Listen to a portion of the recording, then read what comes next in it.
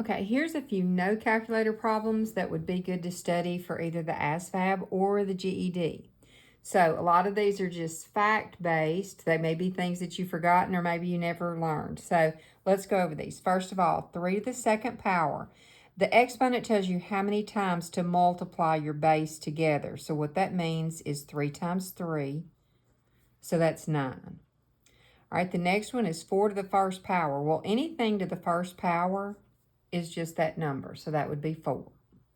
Now, 25 to the 0 power. There's a fact that says anything to the 0 power is equal to 1. It's not something you figure out. It's not something you find out. It's just a fact. It's like a rule of the game. Anything to the 0 power is equal to 1. All right, -3 in parentheses, that's important, squared means -3 times -3. Negative times negative is positive, and 3 times 3 is 9. Now let's compare it to this one. This one does not have parentheses. So what this actually means is the exponent only affects what's just below it. Up here, it had a whole set of parentheses below it. But here, what you have is negative, and it's just 3 times 3. So you get -9. So I tell my students to remember, the only time an exponent can change a negative to a positive is if the negative is inside the parentheses, the exponent is outside the parentheses, and the exponent has to be even. If the exponent's odd, you're still going to have a negative. All right, 5 to the third power means 5 times 5 times 5. 5 times 5 is 25, times 5 again is 125. Okay, now we come to a negative exponent. A negative exponent is a symbol, and what it means is you need to move the number to the other side of the fraction bar.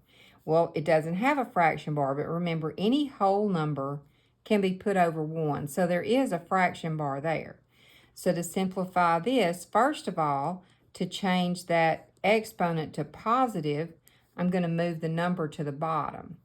Now that it's on the bottom, I can say, well, 4 squared means 4 times 4, which is 16. All right, a square root, and if there's no index there, it's understood to be 2. A square root is the opposite of an exponent. So this is asking you what number can you multiply times itself to get 64. And you really should know, your first 10 or 12 perfect squares. 64 is 1. 8 is the square root because 8 times 8 is equal to 64. So this is the root.